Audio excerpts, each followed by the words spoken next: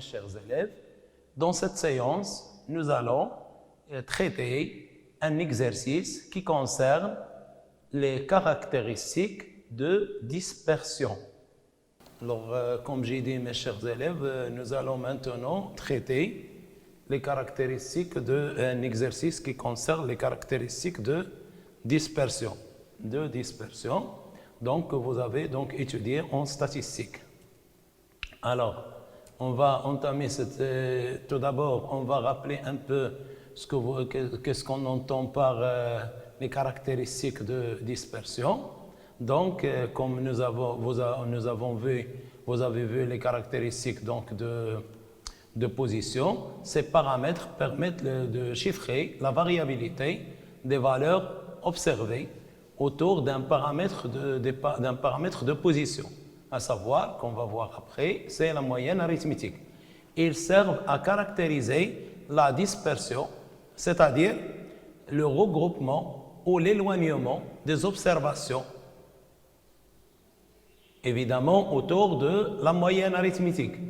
Alors, est-ce que ces valeurs-là sont regroupées autour de la moyenne?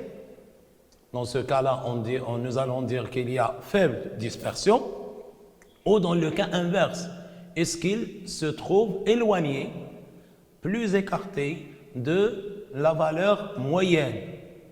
Comme nous avons dit, c'est une valeur très importante. Alors, les principaux paramètres que nous allons voir de dispersion, on va étudier tout d'abord dans notre exercice l'étendue. Qu'on dit donc c'est l'étendue, c'est-à-dire c'est l'intervalle de variation de toutes les grandeurs et de toutes les valeurs prises par la variable statistique. Nous allons après étudier l'intervalle interquartile qui concentre la moitié de la population.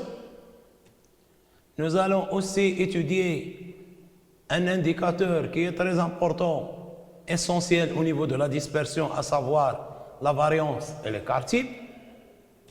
Et enfin, on va calculer le coefficient de variation. Alors, pour ce faire, mes chers élèves, nous allons entamer l'exercice suivant. Alors, l'exercice suivant, soit une étude statistique effectuée auprès d'un échantillon de 50 ménages concernant la consommation hebdomadaire par semaine d'un bien donné, quantité consommée en kilogrammes par semaine. Comme vous voyez, mes chers élèves, c'est le même exercice que nous avons traité dans la capsule précédente pour les paramètres et les caractéristiques de position, ou bien on les appelle aussi de tendance centrale. Alors, nous avons l'intervalle de consommation en kilogrammes, parce que nous avons dit que c'est un caractère continu. Nous avons une colonne pour les effectifs, une colonne pour les effectifs cumulés croissants, une colonne pour le centre de classe, une colonne pour les XI fois les NI, et une colonne aussi pour XI moins X bar au carré, c'est-à-dire les écarts des valeurs par rapport à la moyenne, et aussi leur pondération pour voir leur masse au niveau global. Alors, au niveau des questions, première question, on vous demande de compléter le tableau ci-dessus. Deuxième question, calculer et interpréter, c'est-à-dire faire la lecture, la signification, des paramètres de dispersion suivants. Petit a, l'étendue. Petit b, l'intervalle interquartile. C, la variance et les quartiles. D, le coefficient de variation.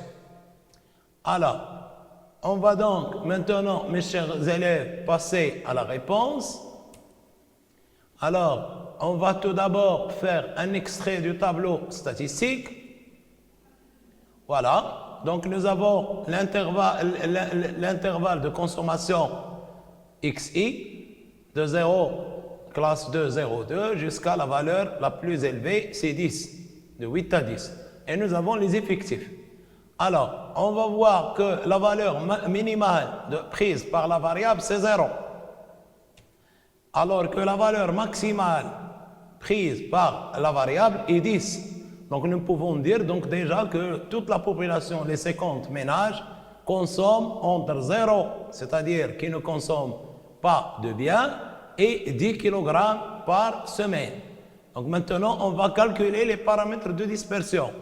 Alors, on fait un petit rappel de l'étendue, comme j'ai dit. Alors, l'étendue, c'est la différence entre la plus grande valeur de la variable statistique et la plus petite valeur. C'est ce que j'ai dit. On l'appelle aussi l'intervalle de variation de la variable statistique. Formule de calcul, mes chers élèves, l'étendue, c'est la valeur maximale moins la valeur minimale. Puis, je fais le calcul de l'étendue. Donc, je remplace la valeur maximale par 10, minimale 0, j'obtiens 10 kg. Alors, au niveau de la signification, on va donc dire l'ensemble des ménages, soit 100% de l'échantillon étudié, consomme moins de 10 kg, c'est-à-dire entre 0 et 10, donc moins de 10 kg. Après, on passe à l'intervalle interquartile.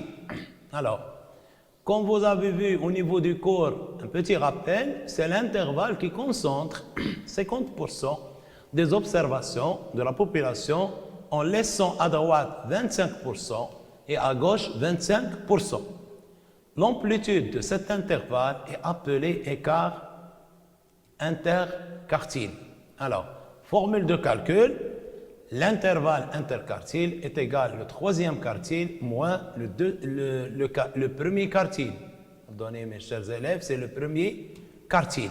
Alors, pour calculer cet intervalle, il faut déterminer les quartiles, le premier et le troisième. Alors, les quartiles donc partagent la population en 4 parties égales. Chaque partie contient 25% des observations. Alors, les quartiles sont calculés de la même façon que la médiane. En plus, le deuxième quartile correspond à la médiane. Alors après, nous allons faire le calcul des quartiles, du premier quartile et du troisième quartile. Donc, on va prendre l'extrait de notre tableau. Voilà donc notre première colonne, l'intervalle de consommation en kilogrammes. On a 5 intervalles, de 0 jusqu'à 10. Dans notre deuxième colonne, on va s'intéresser à l'effectif cumulé croissant pour nous donner le rang à la fois du premier quartile et du troisième quartile. Alors, pour le premier quartile, la classe du premier, on va voir que c'est 2 et 4 parce que on a le rang n fois 1 sur 4 est égal à 12,5 qui est comprise au niveau de 8, au niveau de l'effectif cumulé croissant. Et nous avons déjà dit que 8 correspond à la borne supérieure. Donc, on va dire 8 personnes consomment moins de 2 kg, alors que 20 personnes consomment moins de 4 kg. Nous voulons 12,5 personnes, donc il sera comprise entre 2 et 4. Alors, pour le troisième quartile, que 3, nous avons le rang, il est égal à n fois 3 sur 4, donc il est égal à 37,5. Il sera comprise entre le rang de 30 et 44. 30 correspond à la classe, à la borne 6 et 44 à la borne 8. Donc la classe qui contient le troisième quartile, c'est 6 et 8. Alors maintenant, on va appliquer la formule du premier quartile. Alors le premier quartile, il est égal à la limite inférieure plus l'amplitude fois n fois 1 sur 4 moins l'effectif cumulé précédent, correspondant évidemment à la classe du premier quartile, que divise l'effectif cumulé de la classe, si vous voulez, de la classe du quartile, moins l'effectif cumulé précédent. On remplace, donc on a la classe du premier quartile, c'est 2 et 4, l'effectif cumulé précédent, 8, et l'effectif cumulé de la classe, c'est 20. Donc, on va remplacer donc notre valeur par l'application numérique. Donc, Q1 égale 2 plus 4 moins 2, c'est l'amplitude, fois 12,5 moins 8 sur 20 moins 8. Ça va nous donner, enfin, mes chers élèves, 2,75 kg en termes de premier quartile. Donc, on va dire au niveau de la signification, 25% de la population à savoir les ménages de notre échantillon, consomment moins de 2,75 kg par semaine. Et donc l'autre partie, à savoir les 3/4 de la population, 75%, consomment plus de 2,75 kg. On va donc appliquer le même principe pour calculer le troisième quartile. Donc voilà notre formule, Q3. Donc c'est toujours la borne inférieure, c'est ce qu'on appelle la méthode de l'interpolation linéaire. La borne inférieure plus l'amplitude fois, cette fois-ci, il faut que le rond du troisième quartile, on ne multiplie pas par 1, mais par 3. Parce que c'est le quartile qui laisse à droite 25% et à gauche 75%, les 3/4 de la population. Donc, on a donc la classe du troisième quartile, c'est l'intervalle 6-8. L'effectif cumulé, c'est 30. L'effectif cumulé de la classe, c'est 44. On remplace nos valeurs par les valeurs que nous avons. Alors, que l'on 3 égale 6 plus 8 moins 6 fois 37,5 moins 30 sur 44 moins 30. Et ça va nous donner 7,07 kg. Donc, au niveau de la signification, nous allons alors dire 25% de la population consomme plus de 7,07 par semaine et 75 consomment moins de 7,07. Maintenant, nous allons enchaîner sur l'intervalle interquartile. Alors, notre formule, nous avons dit, pardonnez mes chers élèves, c'est Q3 moins Q1 et non pas Q2. Alors, on calcule, on remplace l'intervalle interquartile 7,07 moins 2,75, ça va nous donner 4,75 kg. Alors, signification, nous allons alors dire 50% des ménages de l'échantillon consomment chaque semaine une quantité comprise entre 2,75 et 7,07. Alors, juste après, maintenant, on va calculer la variance et l'écart type que vous avez étudié. Alors, un petit rappel, la variance, c'est la moyenne arithmétique des carrés des écarts des valeurs par rapport à leur moyenne. Alors, elle est notée V ou sigma carré. Donc, on lit ce symbole, il se lit sigma carré. Voilà notre formule. Donc, sigma carré, il sera égal à la somme des NI que multiplie xi moins x bar au carré, c'est-à-dire les écarts des valeurs à leur moyenne, et qui sont pondérés par leur effectif. Évidemment, aussi, on peut calculer à travers la fréquence. Alors, l'écart type, c'est la racine carrée de la variance. Il renseigne sur la concentration d'une série autour de leur moyenne arithmétique x bar. Donc, c'est la racine carrée. Voilà, donc, mes chers élèves, formule de calcul sigma au lieu de carré. Donc, pour enlever le carré, il faut mettre la racine carrée. Donc, c'est la racine carrée de la formule de la variance, sigma carré. Ou bien simplement, sigma est égal à la racine carrée de V de x. Alors maintenant, on va enchaîner sur notre exercice. Après ce petit rappel, calcul de la variance et de l'écart type. On va prendre l'extrait de notre tableau. Voilà notre tableau. Donc voilà tout le tableau ici. L'intervalle de consommation, les effectifs. Nous avons les effectifs cumulés croissants. Alors, pour calculer notre variance et notre écart type, comme nous allons voir, qu'il nous faut la moyenne arithmétique. Alors, pour le calcul de la variance, il faut calculer la moyenne arithmétique, évidemment pondérée dans notre cas. On sait bien que la formule de x bar, c'est sigma xi in i sur grand N. Alors, une fois calculé, nous avons le sigma, c'est 246 sur 50, le total des effectifs.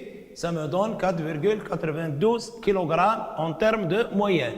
Donc, je vais maintenant faire les écarts de chaque valeur xi par rapport à sa moyenne. Donc 1 moins 4,92 carré égale 15,37. Et ainsi de suite. La deuxième, 3 moins 4,92 au carré, 3,67. Et ainsi de suite jusqu'à la dernière.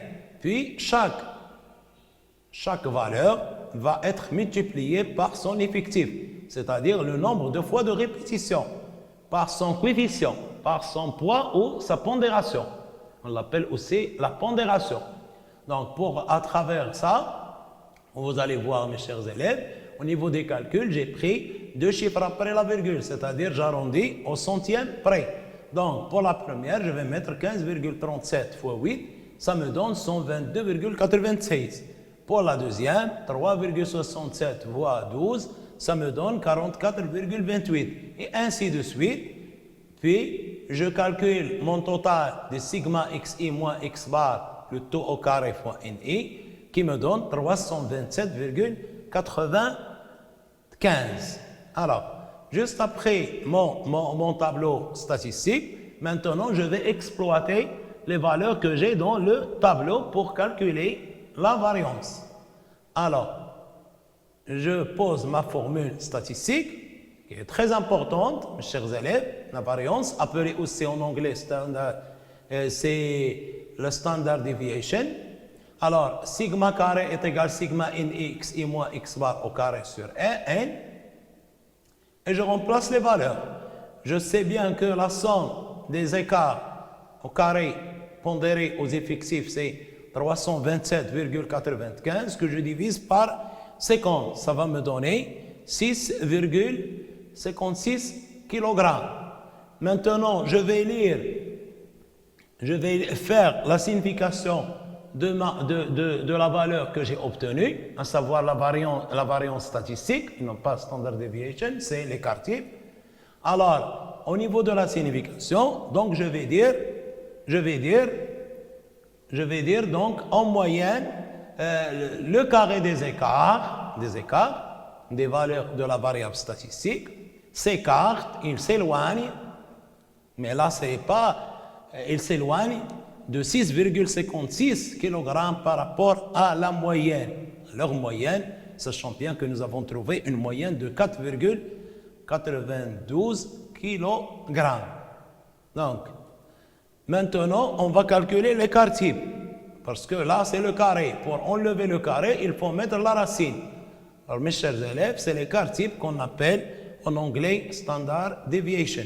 Alors, sigma égale racine carrée de v de x.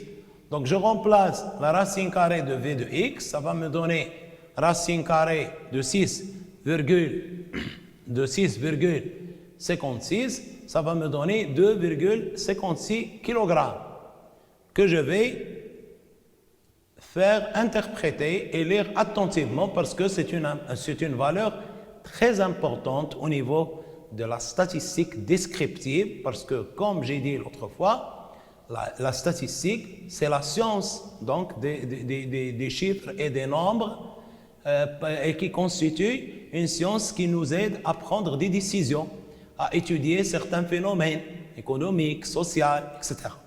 Alors, c'est très important, l'écart type, c'est comme la moyenne. Alors, on va donc dire, signification, en moyenne, les valeurs s'écartent, s'éloignent de 2,56 kg par rapport à leur moyenne. Alors, la moyenne, elle est de 4,92. Donc, déjà, en comparant entre l'écart type et la moyenne, on peut déjà prendre des idées concernant la nature de notre dispersion. Est-ce qu'elle est forte ou moyenne ou faible? Alors, donc, pour cela, on va calculer le quatrième indicateur de dispersion, là aussi qui est très important, qu'on appelle le coefficient de variation. Alors, ce coefficient-là de variation, c'est le rapport de l'écart type par rapport à la moyenne arithmétique. Sa valeur est comprise entre 0 et 1. Donc, il ne peut pas être inférieur à 0 et aussi il ne peut pas être supérieur à c'est un indicateur très important dans la mesure où il montre la part, si vous voulez, des valeurs qui s'écartent de la moyenne. Autrement, on peut dire les valeurs, le pourcentage des valeurs qui se trouvent autour de la moyenne.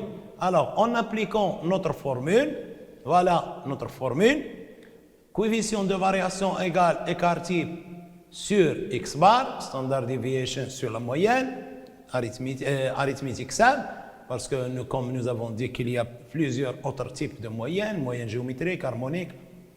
Alors, on va donc dire, il indique le pourcentage de dispersion par rapport à la moyenne. Plus il est faible, plus il est proche de 0. Il n'y a pas de dispersion. Donc, plus il est faible, plus il est proche de 0, il n'y a pas de dispersion. Mais s'il s'approche de 1, il y a par contre une forte dispersion.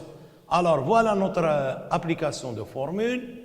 Nous avons comme écart type standard deviation 2,56 sur 4,92, ça nous donne 0,52, qu'on peut convertir en pourcentage en appliquant, en multipliant par 100, soit 52%.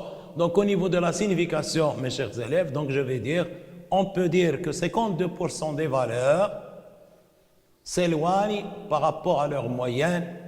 Alors, on va déduire qu'il y a une dispersion moyenne parce que la moitié des ménages consomment donc plus que la moyenne. Ils sont plus éloignés de la moyenne.